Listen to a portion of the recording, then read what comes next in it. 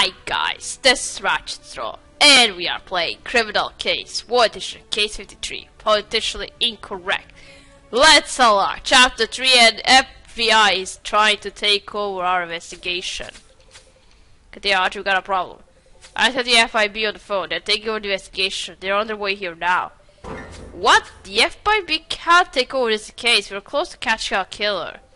I could try to keep them at bay, but... Chief Ripley, we received orders to take over this investigation. Your team can step aside now. Not so fast, Agent Riordan. The Bureau has always been granted international jurisdiction. You can't overstep our authority for 24 hours after the start of an investigation, and we're only 12 hours in. So your team can step aside. You can have your 12 hours when I won't help, and we'll all be here watching you. So let's prove to these agents what we are made of. You got 12 hours. I just have to start by doing another sweep of the entrance of the camp. There's about to be somebody there. Okay. Oh, that's you and the first woman. Alright, let's investigate the helicopter we came with. Let's see if someone again tried to escape.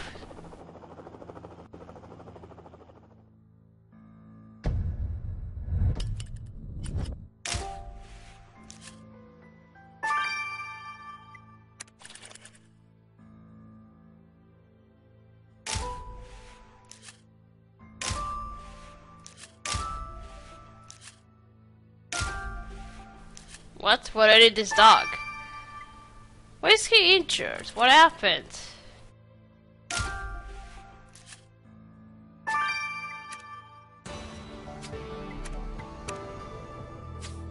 Who's a good doggy? Yes, you are. This must be one of the Queen's corgis, but I love fellows see better days. With the cone cast and... Wait a second, is that blood? It doesn't seem to be his. I agree, you better get a sample. I thought Ford was bound to give us something we can work with. I'll get the tape. Is that the French president on that book? Why is he dressed like the Emperor Napoleon? Is that there's a newspaper clipping showing him next to someone all beat up? I wonder what that's all about. Maybe we should try to retrieve the fake text. Anyway, let's show this FBI goose who's the boss. Let's solve this murder. Who's the boss? Me. Like a boss. Let's first examine this dog.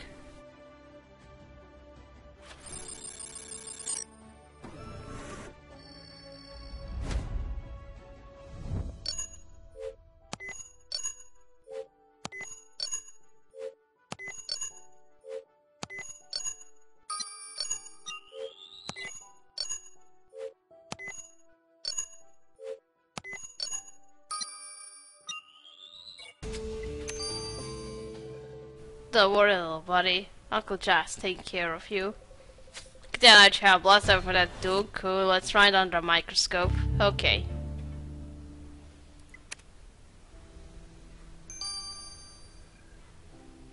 Alright, now let's restore this photo.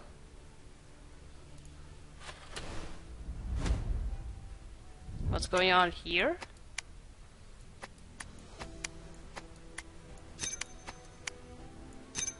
Oh, that looks like somebody was spying on those two. Yeah, this photo shows the first lady leading staff for it to one of the cabins. Guess they weren't too discreet about their affair. You're right, look at the back, there's something written. Don't make me tell him. See, someone was blackmailing the first lady. We need to have another chat with her. Okay.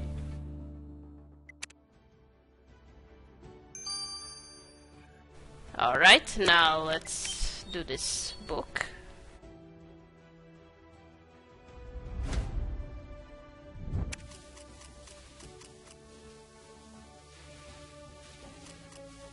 Yeah, I don't understand this. The writing in this book and on the newspaper claim is all in French. I can't understand anything, Katria. But I do know someone who does. The Pont. Let's get this book to him fast. Okay.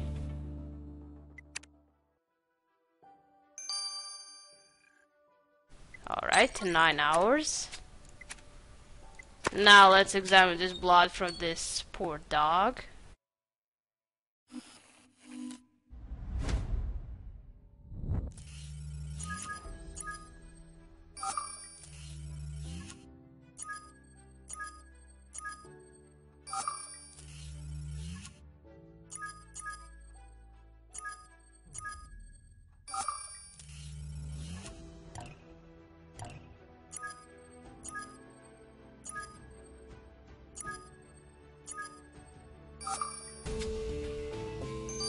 Wow, that was Jonathan's blood. What happened?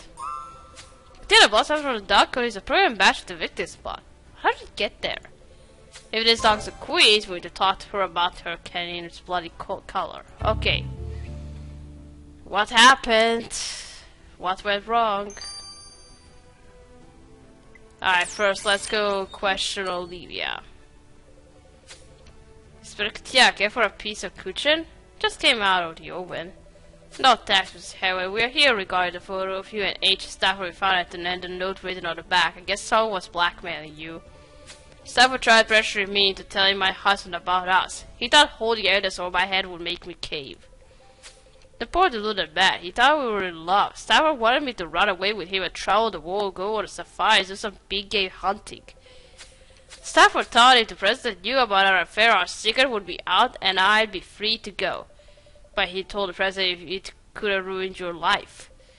I aspired to more in life than just being the first lady, and I wasn't about to let a trivial affair get in the way of that. Well, I hope for your sake that it didn't mean killing you. It's a sorry state of extramarital affairs if you have to resort to murder in order to keep your sorry tales silent. Oh, number one suspect.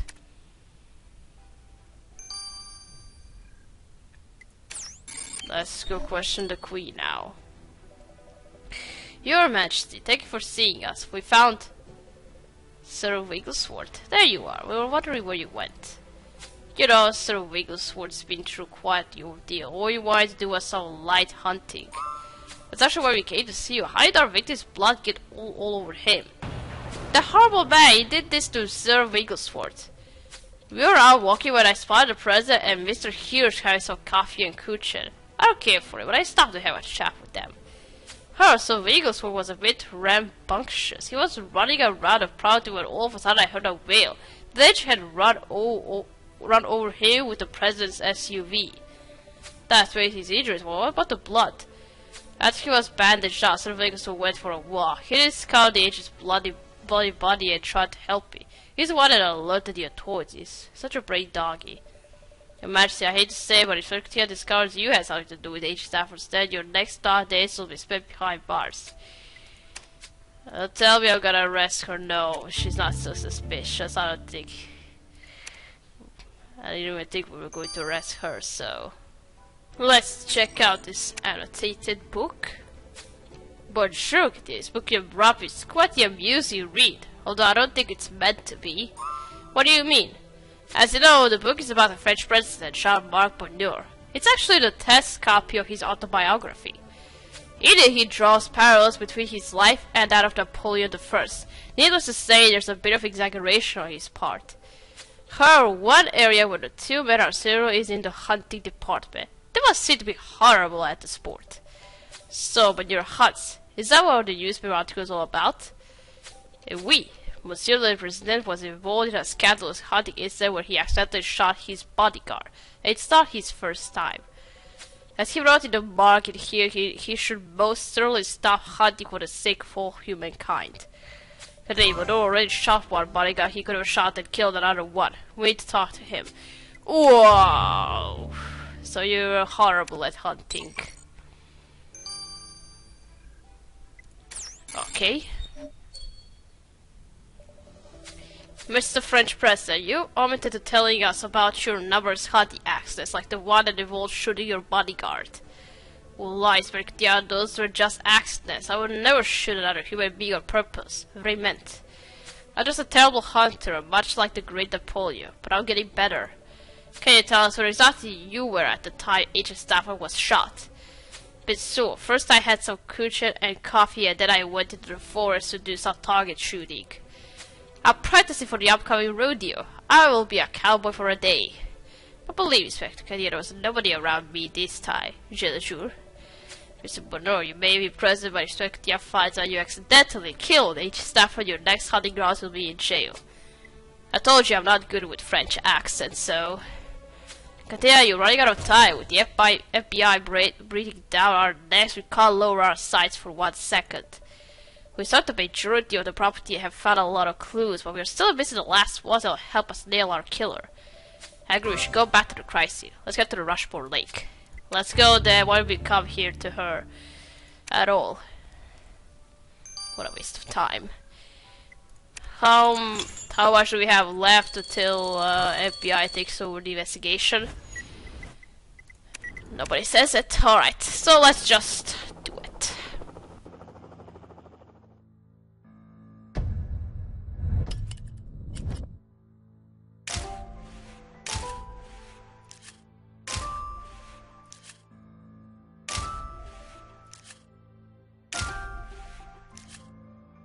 Briefcase covered with leaves. Was someone trying to hide something? We'll see. And someone left their food here.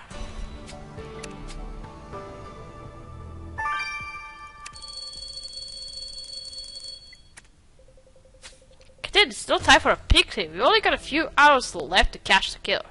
Well, you said it, so... Oh, this is just a big display. He was shot through his lunch break. Let's have a closer look. Did someone try to hide the briefcase? Looks old. It should be easy to unlock. Old or not, I always unlock it very easily.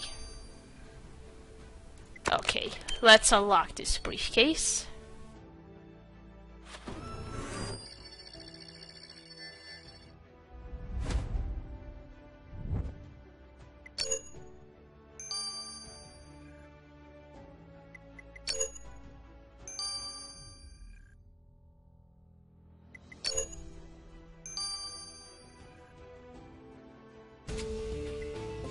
And is that the murder weapon?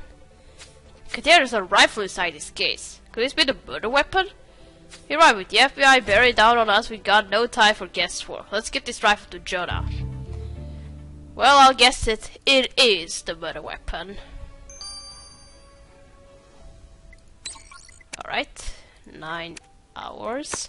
Now this picnic plate.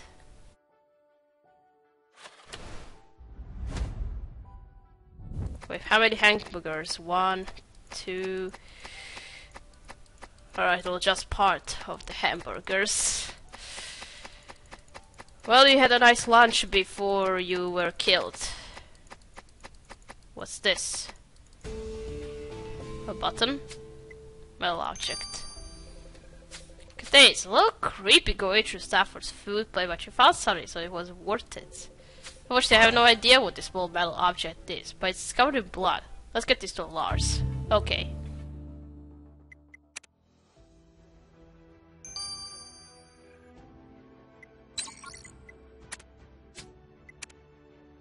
Let's first check out this gun case.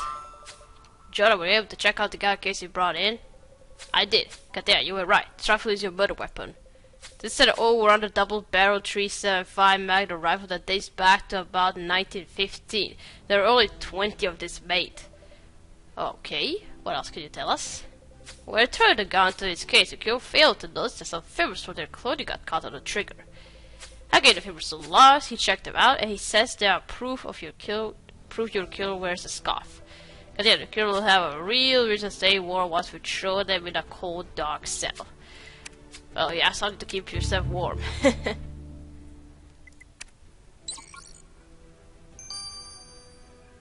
Alright, now this metal object. What is it? I think I got something that can help you hit your target. Thanks, bro. We need to solve this murder before the FBI jumps in. First, you should know the metallic object you found in the picnic plate is a backing or clutch for a label pin. It's what you connect to the pin in order to keep it on. Second, the bottom of the clutch belongs to the victim. The clutch does not. The Stafford was wearing a pin when he was shot, but it still has its backing. I checked. Therefore, the only conclusion must be Q wears a label pin. Damn, we are one step away from pinning this murder on our killer. Alright, you wear a label pin. Time is up, Inspector. Yeah, let the big boys take over now. Hold on, I need to arrest now the killer, so you call off the dogs. We found Stafford's killer. Yeah, let's go make an arrest. Let's make an arrest. I got handcuffs with your name on it.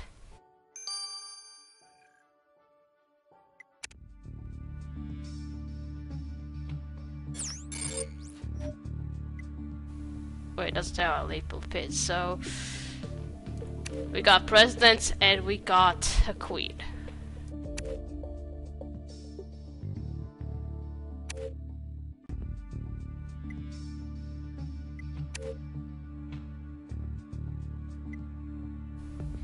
what's the label pin supposed to be? Oh, this, right? The buttons or... Alright, I'm a bit confused here. I'm a bit confused.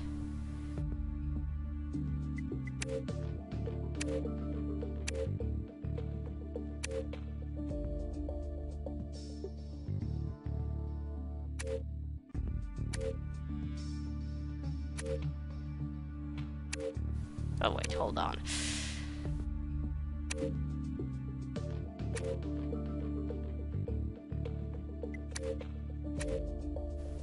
If I just make a mistake, this is going to be the first time I ever make a mistake. And nothing does, you just waste a star on nothing.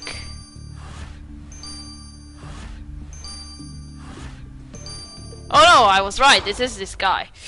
No mistake, not yet.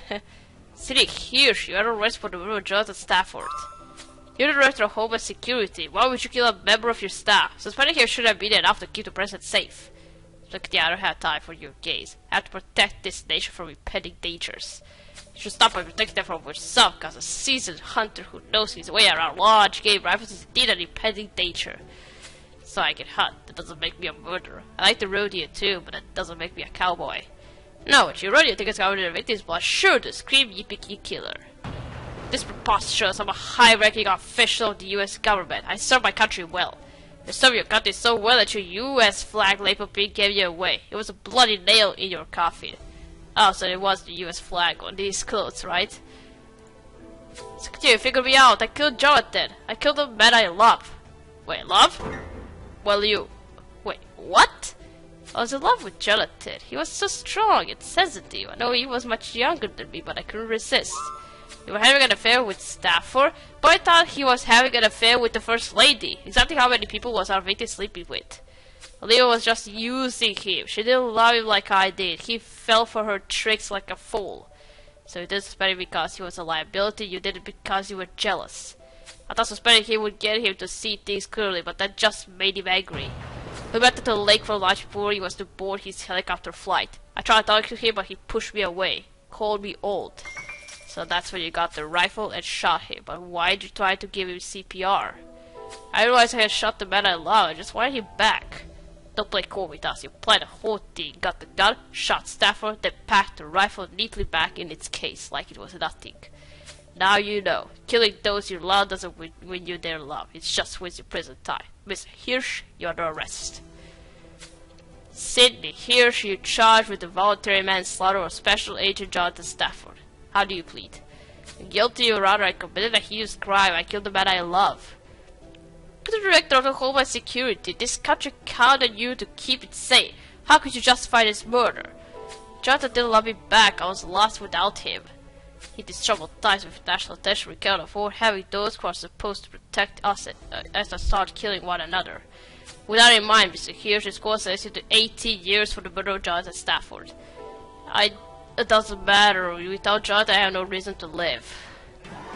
Congratulations, Inspector. Yeah, you saved the day. I just sent those FBI agents on their way. Yeah, I have to say, I didn't see that coming. I never would have expected the Director of Homeland Security to be involved in a love triangle with a Secret Service agent and the First Lady. But I mean, someone wasn't involved. They're still out there, plotting their big move. We tried to convince the President that Summer's off the side, but he wouldn't listen to us. We've got to find another way to get him to understand that Summer means business. Yeah, the clock is ticking, and we got our work cut out for us. Let's dig up the proof we need to stop Summer dead in their tracks. Yeah, let's do this. So, this killing had nothing to do with Sombra. Okay. I was expecting something to come that he did, that somebody paid Hirsch to silence Jonathan. But whatever. Alright, we're gonna stop here. We got to play The Edge of Darkness number 5. So, thank you for watching. Don't you like this video, and I'll see you again. Goodbye!